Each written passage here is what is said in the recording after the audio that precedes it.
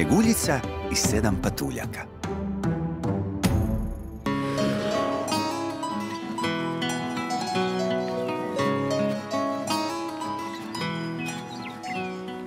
Jednom davno u dalekoj zemlji živjela je dobra i draga djevojčica imena Snjeguljica. Voljela je životinje. One su joj bile najdraže društvo.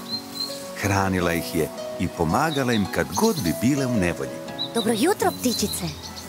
Pozdravljala je djevojčica svoje prijateljice svakog jutra. Dobro jutro, zeko.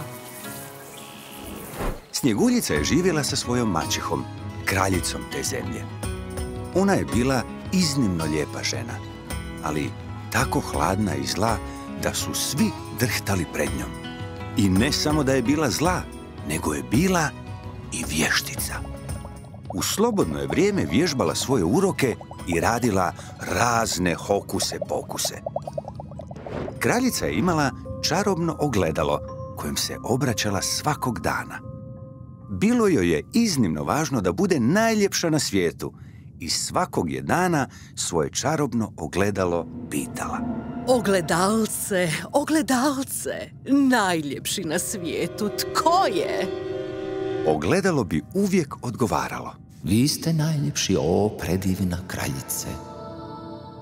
U kraljevstvu je vrijeme protjecalo polagano i mirno.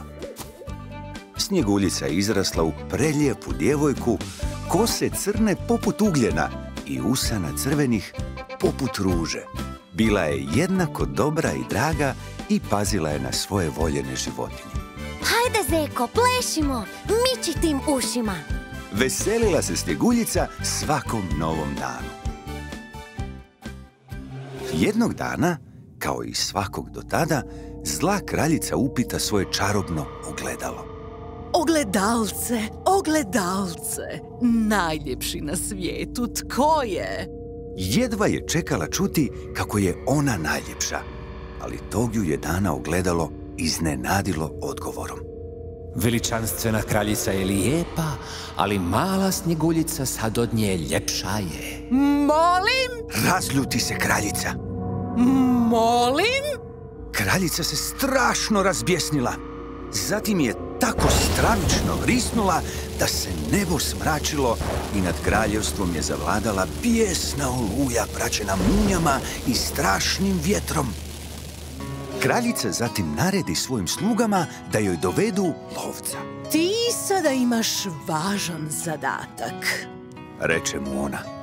Moraš odvesti Snjeguljicu u šumu i ubiti je. Za nagradu ćeš dobiti vrećicu zlatnika. Kraljica mu pokaza vrećicu koja je zazveckala u njezinoj ruci. Kreni! I tako lovac povede Snjeguljicu u šumu. Dođi, Snješka. Reče blago. Jučer sam naišao na preslatkog vučića. Dođi ga vidjeti. Snjeguljica je ushićeno išla pored njega, presretna što će vidjeti malog vuka. Baš sam sretna što imam vas za prijatelja, jednog pravog lovca. Jao, stanite! Reče Snjeguljica. Odavno nisam vidjela ovako krasno cvijeće. Moram vam izraditi vjenčić. Snjeguljica se spusti na travu i spretno ubere nekoliko preljepih cvjetova. Vi ste tako dobri što me vodite do vučića. Ovo je skroman način da vam zahvalim. Tek što su krenuli dalje kroz šumu, pojavi se jedna obitelj pataka, mama Patka i njezini pačići. Lovac uzme pušku i nanišani, ali Snjeguljica uzviknu. Stanite! Nemojte ih ubiti! Vidite kako su mali i nezaštićeni. Pogleda ga svojim krupnim suznim očima i lovac istog trena spusti pušku. O, kako je Snjeguljica dobra i draga, pomisli lovac. Kako sam to samo mogao zaboraviti? Ne mogu izvršiti kraljičinu naredbu. Jednostavno ne mogu. Iako se bojao kraljičinog gnjeva, prevagnula je ljubav prema ovom predivnom mladom biću. Prvo ćemo odigrati jednu igru skrivača, reče najednom lovac. Ti broj do 10, a ja ću se sakriti da vidim hoćeš li me uspjeti naći. I dok je Snjeguljica uvijek spremna za igru brojila, 1, 2, 3... Lovac je požurio natrag prema dvorcu. u dvorcu ga dočeka kraljica željna dobrih vijesti. Dakle? Upita lovca. Sve je išlo po planu, vaša visosti. Reče taj vješti lažljivac. Od sada ste ponovno vi najljepši na svijetu. Polaska joj. Kraljica se nasmije od svega srca. Izvolite svoju nagradu, zaslužili ste. Reče i lovcu pruži vrećicu zlatnika. Za to vrijeme Snjeguljica je shvatila da je ostala sama. Što li se to dogodilo lovcu? Nadam se da je dobro. Reče zabrinuto. A što ću ja sada? Nikad nisam zašla ovako duboko u šumu. Kako ću se vratiti? Snjeguljica tada ugleda puteljak i odluči provjeriti kamo vodi. Šuma je bila sve gušća i tamnija i Snjeguljica počinje osjećati strah. No prije nego što ju je potpuno obuzeo, šuma se pred njom otvorila. Otkrio se mali proplanak usred kojeg se nalazila dražesna kućica. Tko bi rekao? Čini se da je u šumi netko živi. Tko bi to mogao biti? Radoznala Snjeguljica prvo je pokucala na vrata, a zatim tiho ušla. Možda su izišli po vodu. Pomisli Snjeguljica i odluči pričekati domaćine. Kakav nered ovdje vlada! Uzviknu kada vidi zapuštenost u kućici. Neoprano suđe, razbacana garderoba, prašina posvuda. Snjeguljica se mrštila i vrtjela glavom. Znam, ja ću im sve pospremiti.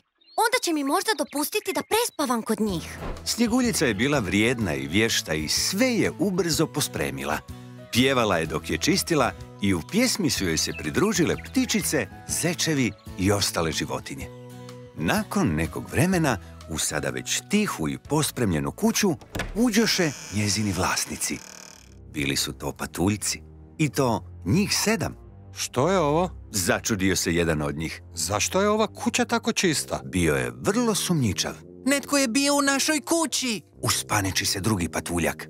Svi pojure u spavaću sobu da vide kakvo je tamo stanje i iznenadi ih prizor crnokose djevojke koja spava u njihovim krevetima. Probudi se, uljezu! Viknu patuljak kojeg su zvali Ljutko. Probudi se i objasni što radiš ovdje! Zahtijevao je. Snjeguljica protrlja oči i ljubko im se nasmiješi. Znači vi ovdje živite? Uslijedilo je upoznavanje. Nemam se gdje vratiti. Smijem li neko vrijeme živjeti s vama? Zauzvrat ću vam prati, kuhati i čistiti. Što se tu ima čistiti? Gunđao je Ljutko. Meni se sviđa miris ove oprane košulje. Reče patuljak kojeg su zvali Srećko. I tako su patuljci dopustili Snjeguljici da ostane. Ona im je rado pripremala ukusna jela, no jednog ih dana upita. A znate li vi nešto kuhati? Ljutko peče najbolje palačinke na svijetu. Kao i stopaće Srećko. Ljutko kojeg Snjeguljica još uvijek nije pridobila, pogledom ošine Srećka, no bilo je prekasno. U tom slučaju večeras je Ljutko zadužen za desert. Dežurno gunđalo među patuljcima nevoljko se bacilo na posao, cijelo vrijeme mrmljajući sebi u bradu.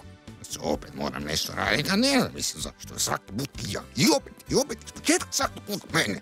Neću više. No uz bok mu je bila Snjeguljica, koja je s iskrenom znatiželjom promatrala svaki korak u pripremi palačinki i jedva čekala kušati jednu. Mljac, ovo je najbolja palačinka koju sam ikad pojela. I tako je Snjeguljica naposljetku zagrijala i Ljutkovo srce. Svaki je dan Snjeguljica patuljke ispraćala na posao i unijela red u njihov dom. Ipak, znala je biti i stroga. Sad kad sam sve uredila, svi moraju sudjelovati u kućanskim poslovima. Svatko će imati svoje zaduženje i nećemo živjeti u neredu. Ne znam za vas, ali meni se sviđa što nam je došla Snjeguljica. Reče Srećko jednog dana, nakon što ih je ona ispratila. I meni! Zabrundali su i ostali patuljci, pa čak i Ljutko. Snjeguljica je također bila zadovoljna. Uzgajala je razno povrće i radovala se svakoj mrkvici i luku koju bi ubrala. Tako, možda će me patuljci iznenaditi ukusnim varivom od povrća. Prala je rublje, brisala prašinu i sve radila kroz pjesmu i ples. mislite li i vi da su ovi patuljci zlatni? Upitala je ptičice koje su potvrdno zacvrkutale. Za to vrijeme u udaljenom dvorcu Snjeguljičina maćeha napokon je odlučila zalijepiti ogledalo i začuti od njega priželjkivane riječi, da je ona najljepša na cijelom svijetu. Ogledalce, ogledalce, najljepši na svijetu, tko je? Upita kraljica. Vi ste lijepi, visočanstvo, ali Snjeguljica je i dalje najljepša, reče ogledalo. Kraljičinom bijesu nije bilo kraja. Opet se nebo otvorilo, munje i gromovi su bješnjeli, vjetar je lomio drveće. Pokazat ću ja tom lažljivom lovcu. Prodere se kraljica. Ali prvo se moram vlastitim rukama riješiti te bezobraznice. Zar se baš ni na koga ne mogu osloniti? Jadikovala je zlica. Prerušit ću se u staricu. Odnijeću joj otrovnu jabuku. Kada je zagrize, utonuće u vječni san. Odlučila je kraljica. Uvijek se sažaljevala nad bespomoćnim stvorenjima. Jadnica. To će doći glave. I tako se visoka i vitka vještica vješto prerušila u grbavu staricu. Jedino bi zbog bradavice na njezinom nosu netko manje naivan od Snjeguljice posumnjao da se radi o zloj čarobnici. Snjeguljičina maćeha krenula je na svoj zlokobni put. U ruci je nosila košaricu s jabukama. Sigurno nikada nije vidjela ovako sočne crvene jabuke. Smijuljila se vještica. Neće im moći odoljeti. Na putu kroz šumu ptičice su je pokušavale odvući od puteljka, ali ona ih je udarala štapom. Iš, ptičurine! Kuc, kuc! Zovnu kraljica kada je stigla do kuće 7 patuljaka. Snjeguljica otvori s osmijehom. Dobar dan, bako. Treba li vam pomoć? Jeste li se izgubili? O, dobra djevojko. Vještica će milim glasom. Možeš li mi skuhati čaj? Baš sam žedna. Snjeguljica se sažalila nad umornom staricom. Sjednite tu na klupu, odmorite se malo dok ja skuham čaj. Dok je Snjeguljica bila u kući, vještica izvadi otrovnu jabuku na stol. Bila je to najcrvenija jabuka velikog sjaja. Izgledala je sočno i ukusno. Toliko je slasno izgledala da su i životinjama rasle zazubice. Zakriješti jedna vrana i zaleti se prema jabuci. Prije nego što je vještica uspjela zagrmjeti, iš, ptica je jabuku ščepala i odletjela. Starica brzo vadi drugu otrovnu jabuku na stol. Dotad je Snjeguljica skuhala čaj i starici donijela šalicu i tanjurić s kolačima. Izvolite, dobra bako. Reče Snjeguljica. Odmorite se, povratite snagu. Dok je ona to govorila, iza ugla provjeri jedna radoznala krava. Kao i vrana, ona se zaleti prema jabuci i ščepa je. Bestraga, ove napadne životinje. Pomisli bijesna kraljica.